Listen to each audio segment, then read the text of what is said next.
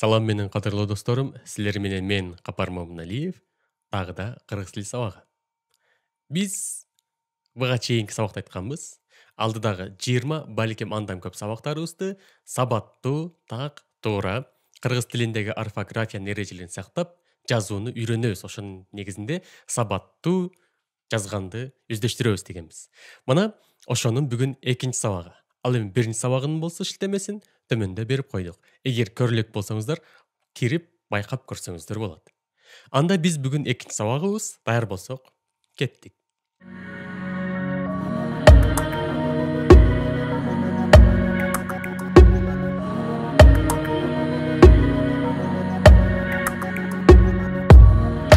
Биз кетирген каталардын басымдуу бөлүгү сөздүн маани берүүчү бөлүгүнө, уңгууга же негизге башка бир сөз өзгөртүүчү, форма жасоочу, сөз жасоочу мүчөлөрдүн уланышынан келип чыгат. Биз бүгүн ошонун бир жөнөкөй түрүнө кайрылабыз. Алгач алар кайсыл экендигин тактоо үчүн төмөндө берилген суроого жооп берүүгө аракет кылалы. Мисалы, кимдир бирөө бизден "Сен кайда барасың?" деп сурачу болсо, биз кантип жазып жооп бергенибиз туура болот. Бишкеккеби же Бишкеккеби? Гамбургкабы же Гамбурггабы? Токмокобу же Токмоккобу?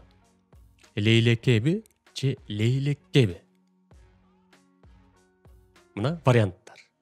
Биринчиси, анан жанында экинчиси турат. Булардын кайсылары туура?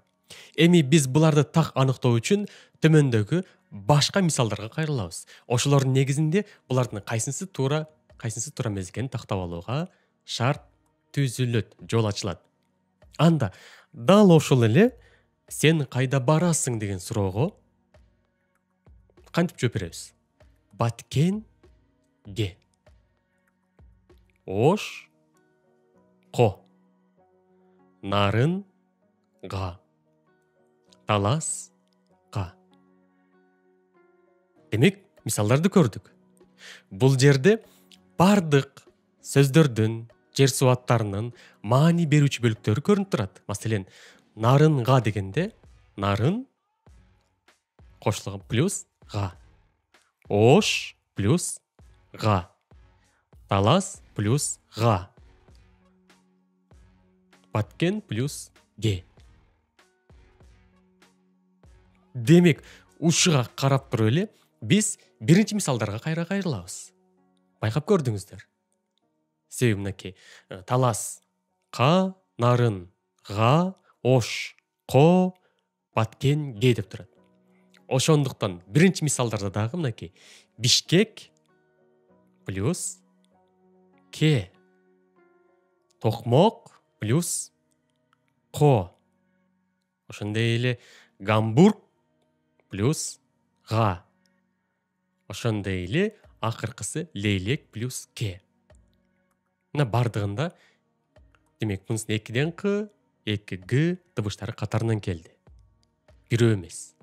Эгерде биз бул жерде Бишкекке эмес, Бишкекке, Гамбургка эмес, Гамбургка, Токмокко эмес, Токмокко, Лейлекке эмес, Лейлекке деп койчу болсок, бирден гана к тыбышын, бирден гана г тыбышын берип койчу болсок, анда биздин төмөнкү мисалдар дагы ушундай болуп калмакта. Маселен, караңыздар. Баткен ош о, нарын а, талас а болуп калмак. Мына ушуга карап эле окшотобуз дагы жыйынтыгында бул варианттары туура экендигин билебиз, өздөштүрөбүз. Эч коркпоңуздар, кыжалат болбоңуздар, сарсанаага түшпөңүздөр. Кыргыз тилинде 2к, 2г дыбыштары катарынан жанаша келе берет.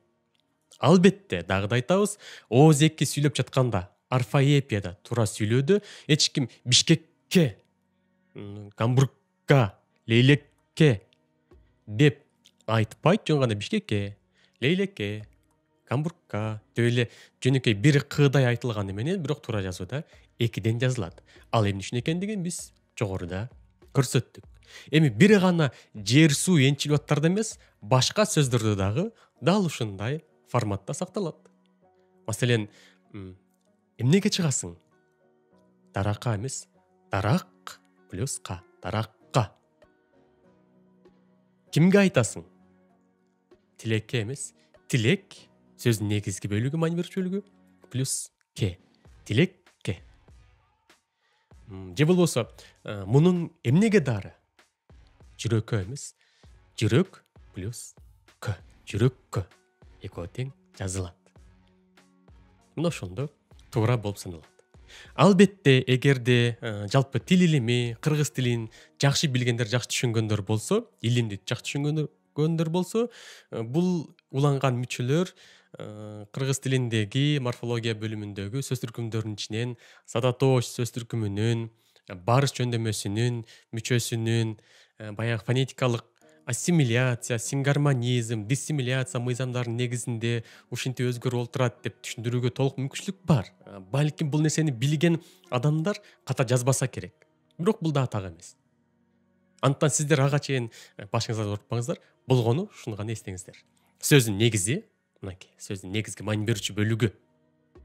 Тилек, мынакей, маани берүүчү бөлүгү. Андан кийин эми кимге? Демек, тилек эмес, тилекке.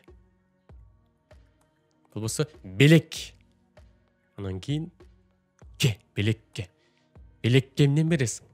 Деген сыяктуу улана берет. Ошондон адашпаңыздар, чаташпаңыздар. Бүгүнкү сабагыбыз ушу менен бүттү. Кийинки сабакка чейин сак саламат болуңуздар.